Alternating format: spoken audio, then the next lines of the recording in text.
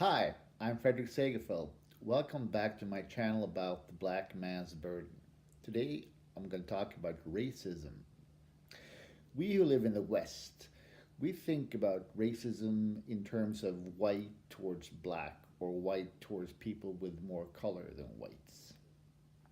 That's natural because we live in countries that are majoritarian white. Um, so the kind of racism we experience is usually white towards other people. That's also the kind of racism we discuss. And that's also how it's usually described in encyclopedias and so on. And then a couple of years ago, there was a BBC documentary, 3 long episodes to talk about the history of racism, and all the racism they talked about was white towards other people. Um, it was Europeans and Americans, it was slavery, and so on. As if it were the full story. It ain't. Far from it. In fact, survey after survey indicates that the Western world is less racist than the rest. World Values Survey shows that. World Public Opinion polls have shown that. And Insider Monkey has found similar results. I'll put up links in the comments below to the surveys. I think racism is despicable, but I also think, and I have good reasons to believe that I'm right, that ethnic prejudice is inherent in most cultures and people.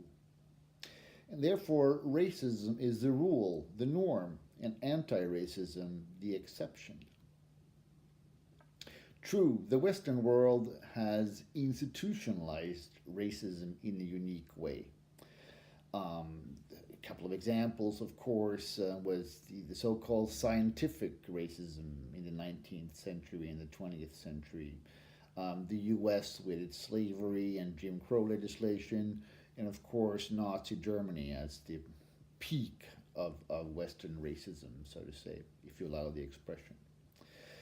This doesn't mean, however, that racism is a Western monopoly. Far from it. There have been anti-African riots with blacks being killed just because they're blacks in countries from China and India all the way to Libya. In fact, the most racist countries in the world are India and some parts of the Arab world. Try as a black person to get a cab in Morocco or get into a beach club in Beirut or just to have a Chinese girlfriend. Racism sucks, but it's not a Western monopoly. On the contrary, in the West, we have fought against racism. It's not acceptable behavior anymore. There's a stigma around racism for good reasons. And surveys show that we are less racist now than before, despite the backlash we see in Western Europe and in North America politically. But people are not more racist now than they were before, on the other hand. In most other cultures, there's not been any anti racist work. They haven't even acknowledged its existence. And if you don't acknowledge that something exists, it's hard to work against it. And I think that it's the ignoring racism in the rest of the world is due to several reasons. In China, for example, the government views race riots and racism as ideological deviations because in the Marxist world, racism is closely associated with Western imperialism. And since China is not a Western imperialist country, there could be no racism in the country, even though there are plenty of examples of race violence in China. And in the Arab world as well, this would mean acknowledging racism would mean that they would have to accept the fact that they are not only victims, they were also perpetrators of imperialism, racism, and slavery. which we discussed in an earlier episode.